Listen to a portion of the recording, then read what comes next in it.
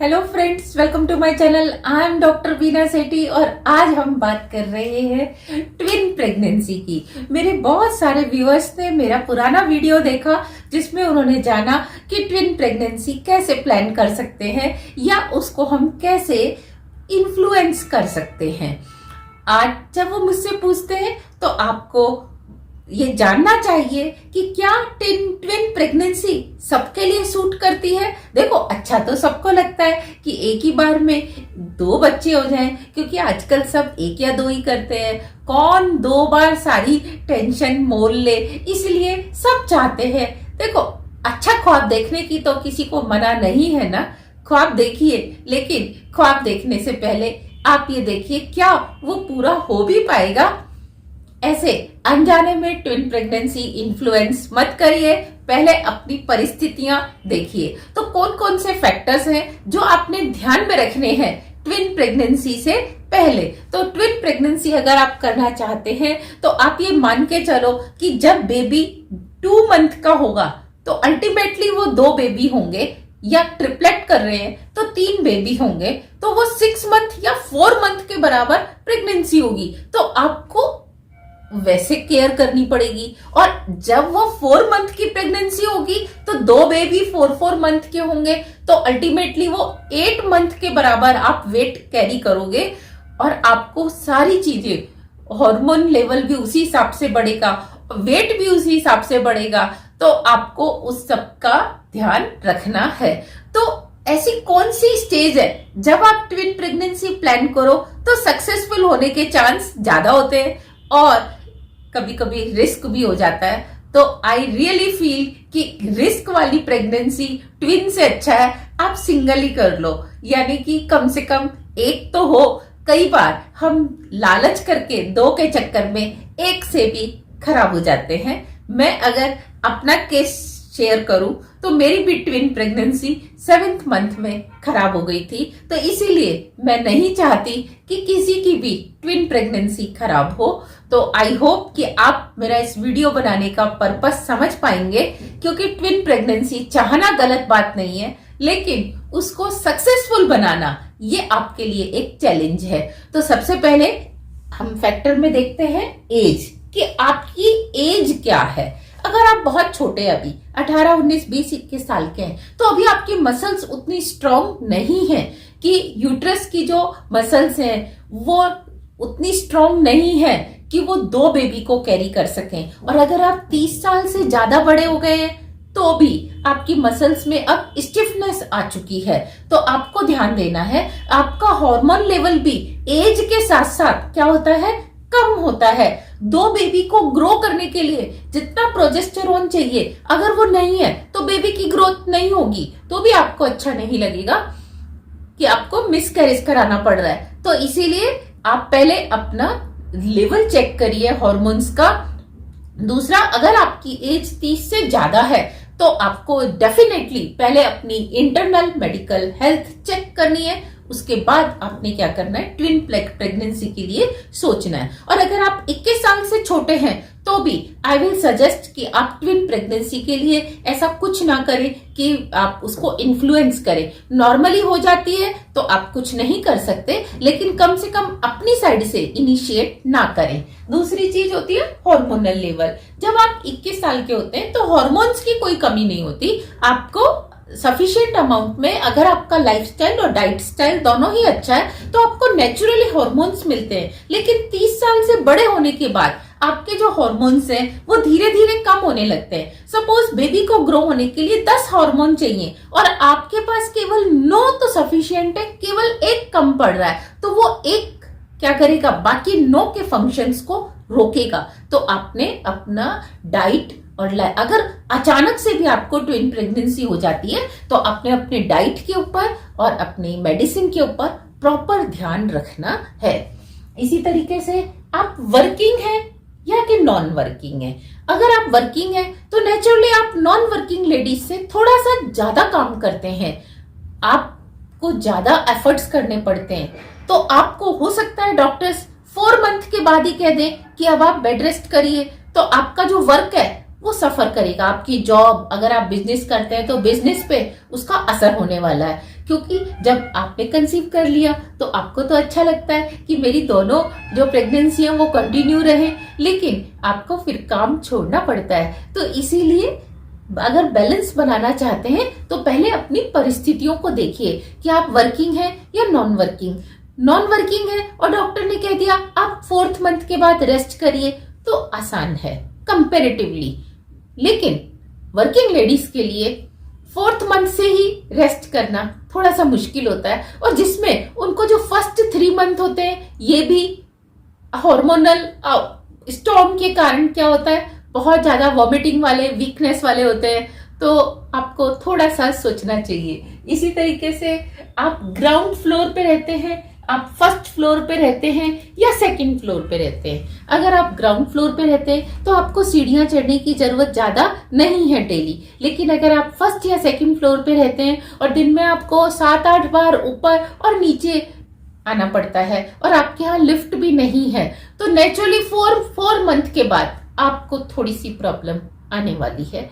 क्योंकि जब आप बार बार सीढ़ियां चढ़ते हैं तो मसल्स की भी एक लिमिट है कि आप उनको कितना ज्यादा उस फ्लेक्सिबल बना सकते हैं। उस लिमिट के बाद, जैसे कोई रबड़ है उसको आप एक लिमिट तक ही खींच सकते हैं, उस रबड़ को अगर आप ज्यादा स्ट्रेच करेंगे तो ब्रेक होने के चांसेस होते हैं। तो इसीलिए आप पहले ये देखिए कि आप कैसे माहौल में रहते हैं। आप जॉइंट फैमिली में रहते हैं या न्यूक्लियर फैमिली में रहते हैं। जॉइंट फैमिली और काफी बड़ी फैमिली है और आपको वहां काम भी बहुत सारा करना पड़ता है। तो आप देखिए क्या आप 4 मंथ के बाद रेस्ट कर पाएंगे।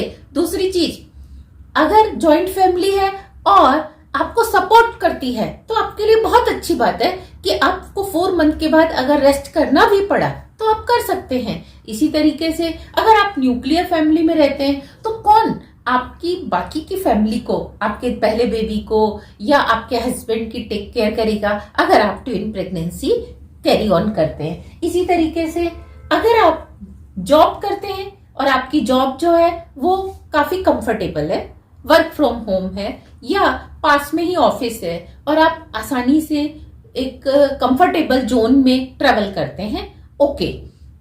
लेकिन अगर आप अप डाउन करते हैं डेली और वो भी बस से, पब्लिक ट्रांसपोर्ट से, और आपका जो रास्ता है वो भी काफी बम्प वाला है, तो अब आपकी जो प्रेगनेंसी है वो सेफ नहीं होगी। तो इसीलिए आप अपनी पहले सरकमस्टांसेस को देखिए, फिर ख्वाब देखिए। इसी तरीके से आपकी फिजिकल हेल्थ कैसी है, क्या आप फिजिकली फिट है, क्या आपकी हाइट और आपका वेट आपको अलाउ कर रहा है ट्विन प्रेगनेंसी के लिए, फिर आप उसको डेफिनेटली थोड़ा सा सोच सकते हैं कि yes I need twin pregnancy और आई वांट ट्विन प्रेगनेंसी। इसी तरीके से आप अपना थायराइड लेवल कंट्रोल में रखिए, आप अपनी डायबिटीज को कंट्रोल में रखिए और अपने ब्लड प्रेशर को कंट्रोल में रखिए अगर आप ट्विन प्रेगनेंसी चाहते हैं। ये सब तो हो गया डराने वाला कि भाई आप थोड़ा सा सोच के काम करो। लेकिन अगर सारी चीजें सूटेबल हैं और आपने चैलेंज लेने का सोच ही लिया, तो फिर ऐसा क्या करें कि ट्विन प्रेगनेंसी हो। तो उसमें सबसे पहले आपको ध्यान देना है कि आपकी क्वालिटी ऑफ एग्स जो है वो बहुत अच्छी बने। तो उसके लिए हमने आपको अल्कलाइन डाइट का और स्पेशल वीडियोस और भी डाले हैं, आप उनको हमारे चैनल पे देख सकते हैं। इसी तरीके से आप फॉलिक एसिड लीजिए। जब आप फॉलिक एसिड लेते हैं, और तो ऐसा ना करें कि फॉलिक एसिड तो इस मंथ में खाया है, प्लान हम नेक्स्ट मंथ में करेंगे। नहीं, जिस मंथ से आप फॉलिक एसिड खाना स्टार्ट करते हैं उस मंथ से आप क्या करिए, प्लान करना स्टार्ट करिए। क्योंकि फॉलिक एसिड से क्या होता है, ऑलमोस्ट दोनों फैलोपियन ट्यूब में, दोनों ओवरीज से क्या होता है, एग का फॉर्मेशन होता है और दोनों एग रप्चर भी होते हैं। तो ऐसे केस में अगर आप ट्विन प्रेगनेंसी चाहते हैं तो आपको ऐसी vitamin, folic acid is not a medicine, it is a vitamin.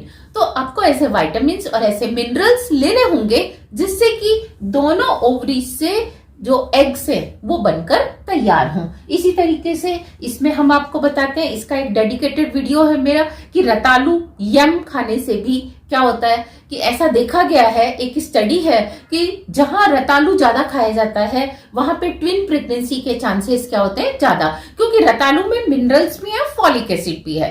तो इस तरीके से आप रतालू या यम लेते हैं अपनी डाइट में, आप दिन में एक बार किसी भी फॉर्म में खाइए, आप बॉइल्ड खाइए, स्टीम्ड खाइए, या आप उसको सब्जी बना के खाइए, करी बना के खाइए, सैलेड में खाइए, तो आप देखेंगे कि आपको ट्विन प्रेगनेंसी के चांस ज्यादा हो जाते हैं। इसी तरीके से आप अपनी बॉडी की पीएच को चेक करिए, एल्कलाइन नेचर रखिए। हस्बैंड और वाइफ अगर दोनों का एल्कलाइन नेचर है तो अब आप यहाँ ध्यान दो, अगर आपके पास 2 एग्स तो बन गए और हस्बैंड का स्पर्म काउंट भी सपोज अच्छा है और स्पर्म्स आ भी गए, लेकिन आपकी पीएच क्या है, अगर एसिडिक है, तो वो स्पर्म्स यहाँ आते ही क्या होंगे, डेड हो जाएंगे।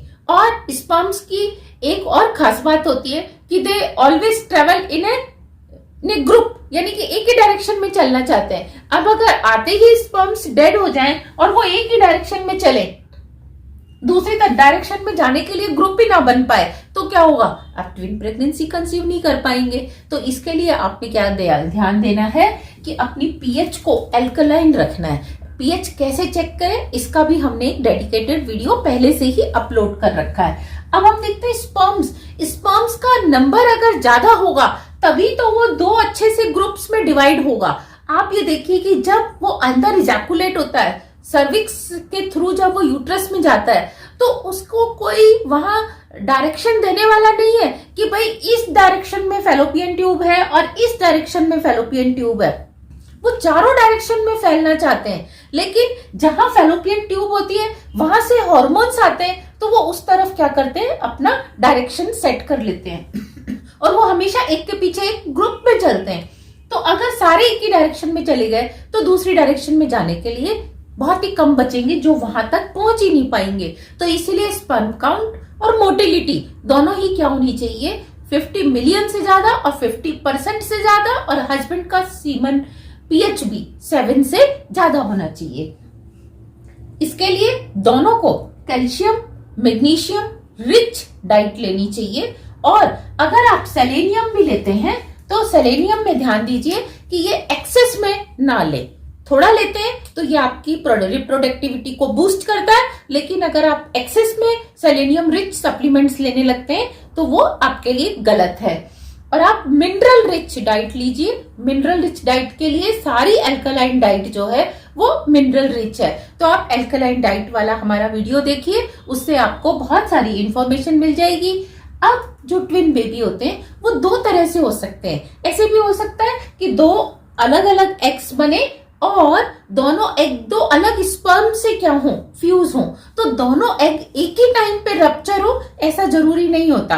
कभी एक एग पहले रप्चर होता है, दूसरा 1 दिन बाद होता है, और स्पर्म्स यहीं पे पड़े हुए हैं। तो उस केस में 2 बेबी जरूरी नहीं है कि दोनों मेल हो, दोनों फीमेल हो, एक मेल भी हो सकता है, एक फीमेल भी हो सकता है, और एक थोड़ा छोटा होगा, एक थोड़ा बड़ा होगा, क्योंकि अगर 1 दिन बाद हुआ है तो नेचुरली वो छोटा होगा, और जो 1 दिन पहले हुआ है वो बड़ा होगा और डोमिनेट भी करेगा। इसी तरीके से कभी कभी एक एग सेल जो है वो रप्चर हुई और उसमें नेचुरली स्प्लिटिंग हो गई, इससे पहले कि उसमें और बॉडी पार्ट्स बने, उसमें यहाँ पे क्या होता है, छोटी सी स्प्लिट स्टार्ट होती है और वो अल्टीमेटली 2 एम्ब्रियो में, इंडिविजुअल एम्ब्रियोस में बन जाती है, और वो दोनों क्या होते हैं, आगे चल के 2 बेबी बनते हैं। तो ऐसे केसेस में क्योंकि वो दोनों बेबी एक ही एग सेल से बने हैं, तो वो दोनों ही या तो मेल ही होंगे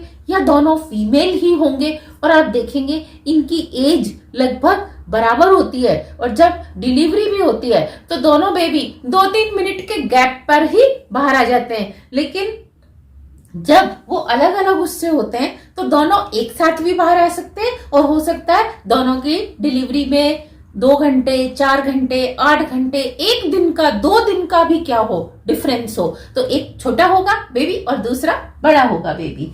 और आपने इन सब चीजों को देखने के बाद ही डिसीजन लेना है कि are you ready to take challenge और नॉट।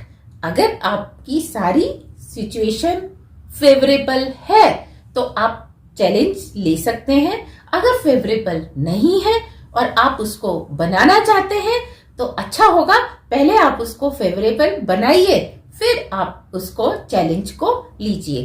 कभी कभी हम देखते हैं कि जब ट्विन प्रेगनेंसी होती है तो because of weakness of muscles बच्चेदानी का मुंह पहले ही खुल जाता है। उसमें ऐसे केसेस में डॉक्टर्स आपको बेड रेस्ट भी बताते हैं और बच्चेदानी के माउथ के ऊपर एक टेम्परेरी स्टिच लगा देते हैं ताकि बेबी बाहर ना आए, और आपको एडवाइस दी जाती है कि आप बेड रेस्ट करें और टांगों को ऊपर करके लेटे, तो उससे बेबी पीछे की तरफ ही रहता है, आगे की तरफ बाहर नहीं आता। और खासतौर से 6th मंथ के बाद जब दोनों ही बेबी टर्न करते हैं सिर अपना नीचे की तरफ, तो आपको बहुत ज्यादा प्रेशर पड़ता है, तो आपको ऐसे केसेस में बहुत ही रेस्ट करने की जरूरत होती है। तो happy pregnancy, happy twin pregnancy. अगर आपके लिए फेवरेबल है तो ऑल द वेरी बेस्ट।